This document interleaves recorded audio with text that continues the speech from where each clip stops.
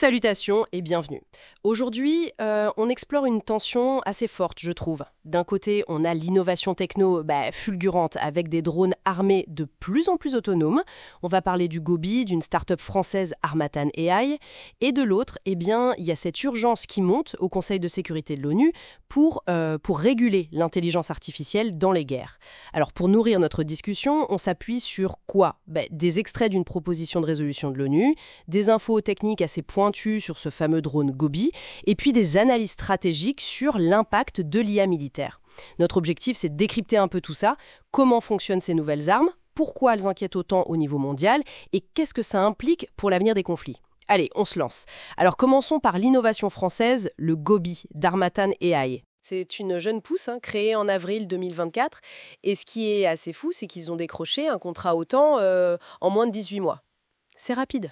Quand même. Ah oui, c'est un rythme très soutenu, ça montre une certaine reconnaissance et sans doute un besoin urgent. Exactement. Alors le Gobi, c'est quoi Nana ? C'est un drone intercepteur, mais ultra léger, moins de 2 kg. Par contre, il est très rapide, jusqu'à 250 km/h.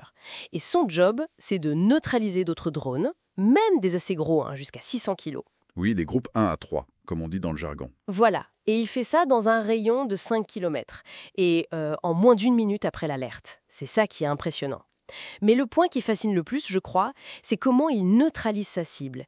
Il n'y a pas d'ogive, pas d'explosion. Non, c'est ça qui est novateur.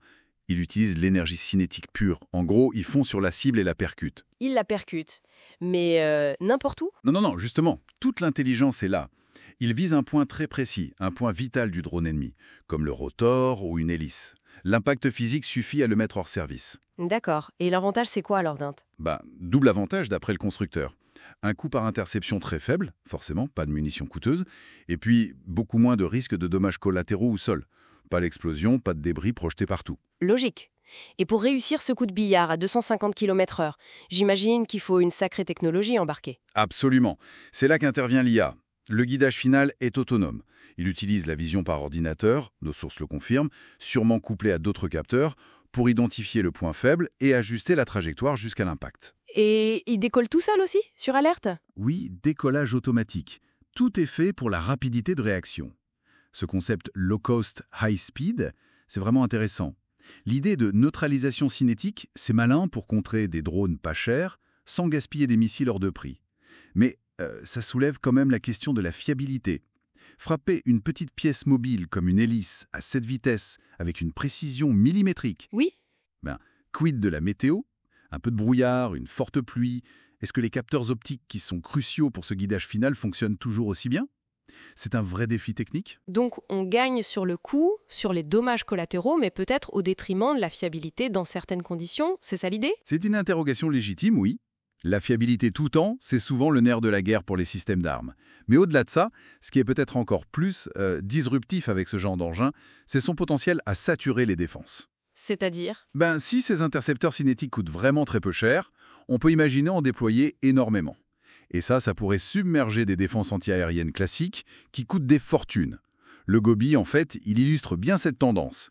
Des systèmes plus petits, plus agiles et surtout de plus en plus autonomes, pour faire face à la menace des drones bombarchés, type Shahed, qu'on voit massivement en Ukraine par exemple. Et c'est là qu'on touche au cœur du problème, l'autonomie ? Exactement. L'IA, elle permet à ces drones de passer de simples outils télécommandés à des acteurs capables de prendre des décisions sur le terrain. Reconnaissance de cible, choix du bon moment pour attaquer, voire même voler en essaim de manière coordonnée. Tout à fait. Des décisions tactiques en somme. Et cette capacité de décision accrue, justement, c'est ce qui commence à faire sérieusement tiquer la communauté internationale. On le voit bien dans les documents de l'ONU qu'on a consultés. Il y a une vraie inquiétude face à la prolifération de l'IA dans l'armement. Les chiffres cités sont assez dingues. On parle de plus de 5000 drones, peut-être 120 000, rien que sur le théâtre ukrainien. C'est énorme.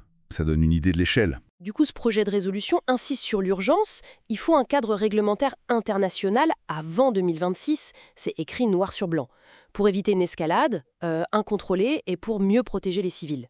Ils font même le parallèle avec les traités d'Ottawa sur les mines antipersonnelles ou d'Oslo sur les armes à sous-munitions. Comme quoi, c'est possible de réguler. Effectivement, le texte ne fait pas que sonner l'alarme, il propose des pistes assez concrètes d'ailleurs. Ah oui, d'ailleurs, oui. par exemple? Alors, il est question d'intégrer des systèmes d'autorégulation directement dans les IA militaires, dès la conception. Des systèmes d'autorégulation. Qu'est-ce que ça veut dire concrètement? Des sortes de garde-fous dans le code? C'est un peu l'idée, oui. On peut imaginer des limites algorithmiques, des fusibles, en quelque sorte, qui empêcheraient l'IA de faire certaines choses jugées inacceptables. Par exemple, interdire d'ouvrir le feu de manière autonome dans des zones très peuplées, ou de cibler certains types d'infrastructures protégées. Je vois. La proposition parle aussi de limiter la production, peut-être via les taxes ou des conventions internationales, d'améliorer la formation des soldats qui utilisent ces armes. Très important, ça. Oui, comprendre ce qu'on utilise. Exactement. Et puis, créer un comité mondial pour superviser l'IA militaire et négocier des traités qui fixent des limites éthiques claires. Il parle de seuils psychologiques et humanitaires à ne pas franchir par l'autonomie létale. Donc on sent bien la volonté de ne pas laisser la machine décider seule de la vie et de la mort. C'est tout l'enjeu. On est face à une tension énorme. D'un côté, l'IA, ça promet une efficacité militaire redoutable. Ça en réagit plus vite, on est plus précis, on expose moins nos propres soldats. Les avantages sont clairs, hein, sur le paquet. Oui, mais de l'autre côté, les dangers sont immenses.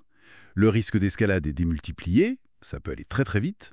La perte de contrôle humain significatif sur l'usage de la force, c'est une vraie crainte.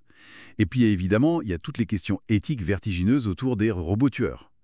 Est-ce qu'on peut déléguer une décision de mort à une machine? C'est vertigineux, en effet. Donc la régulation internationale, elle essaye de trouver un chemin très étroit entre ces deux pôles.